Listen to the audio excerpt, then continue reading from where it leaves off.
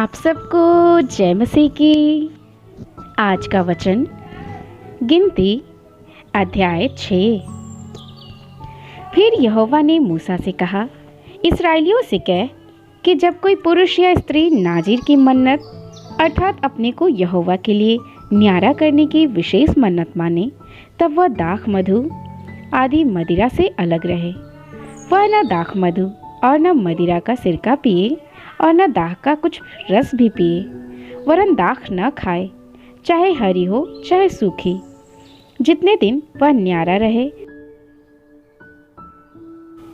उतने दिन तक। यह बीज से लेके छिलके तक जो कुछ दाख लता से उत्पन्न होता है उसमें से कुछ न खाए।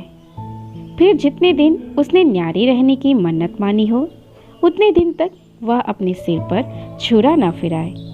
और जब तक वे दिन पूरे न हो जिनमें वे यहोवा के लिए न्यारा रहे, तब तक वह पवित्र ठहरेगा और अपने सिर के बालों को बढ़ाए रहे। जितने दिन वह यहोवा के लिए न्यारा रहे उतने दिन तक किसी लोथ के पास न जाए, चाहे उसका पिता या माता या भाई या बहन भी मरे, तो भी वह उनके कारण अशुद्ध न हो, क्योंकि अपने परमेश्वर के लिए न्यारे रहने का चिन्ह उसके सिर पर होगा। अपने न्यारे रहने के सारे दिनों में वह यहोवा के लिए पवित्र ठहरा रहे। यदि कोई उसके पास अचानक मर जाए और उसके न्यारे रहने का जो चिन्ह उसके सिर पर होगा वह अशुद्ध हो जाए, तो वह शुद्ध होने के दिन अर्थात 7वें दिन अपना सिर मुड़ाए, और 8वें दिन वह 2 पंडुक या कबूतरी के 2 बच्चे मिलाप वाले तंबू के द्वार पर याजक के पास ले आए, और याजक एक को पाप बलि और दूसरे को होम बलि करके उसके लिए प्रायश्चित करे, क्योंकि वह लोथ के कारण पापी ठहरा है। और याजक उसी दिन उसका सिर फिर पवित्र करे, और वह अपने न्यारे रहने के दिनों को फिर यहोवा के लिए न्यारा ठहराए, और 1 वर्ष का एक भेड़ का बच्चा दोष बलि करके ले आए, और जो दिन इससे पहले बीत गए हो वे व्यर्थ गिने जाए, क्योंकि उसके न्यारे रहने का चिन्ह अशुद्ध हो गया। फिर जब नाज़ीर के न्यारे रहने के दिन पूरे हो उस समय के लिए उसकी यह व्यवस्था है, अर्थात वह मिलाप वाले तंबू के द्वार पर पहुंचाया जाए, और वह यहोवा के लिए होम बलि करके 1 वर्ष का एक निर्दोष भेड़ का बच्चा, पाप बलि करके 1 वर्ष की एक निर्दोष भेड़ के बच्चे, और मेल बलि के लिए एक निर्दोष मेढ़ा, और अख़मीरी रोटियों की एक टोकरी अर्थात तेल से सने हुए मैदे के फुलके और तेल से चुपड़ी हुई अख़मीरी पपड़ियाँ, और उन बलियों के अन्न बलि और अर्घ,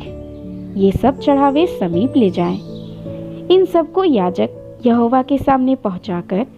उसके पाप बलि और होम बलि को चढ़ाए, और अख़मीरी रोटी की टोकरी समेत मेढ़े को यहोवा के लिए मेल बलि करके और उस मेल बलि के अन्न बलि और अर्घ को भी चढ़ाए। तब नाज़ीर अपने न्यारे रहने के चिन्ह वाले सिर को मिलाप वाले तंबू के द्वार पर मुंडाकर अपने बालों को उस आग पर डाल दे जो मेल बलि के नीचे होगी। फिर जब नाज़ीर अपने न्यारे रहने के चिन्ह वाले सिर को मुंडा चुके, तब याजक मेढ़े का पकाया हुआ कंधा और टोकरी में से एक अख़मीरी रोटी और एक अख़मीरी पपड़ी लेकर नाज़ीर के हाथों पर धर दे, और याजक इनको हिलाने की भेंट करके यहोवा के सामने हिलाए।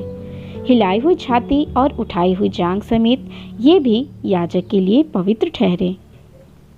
इसके बाद वह नाज़ीर दाख मधु पी सकेगा। नाज़ीर की मन्नत की और जो चढ़ावा उसको अपने न्यारे होने के कारण उसकी भी यही व्यवस्था है। जो चढ़ावा वह अपनी पूंजी के अनुसार चढ़ा सके, उससे अधिक जैसी मन्नत उसने मानी हो वैसे ही अपने न्यारे रहने की व्यवस्था के अनुसार उसे करना होगा।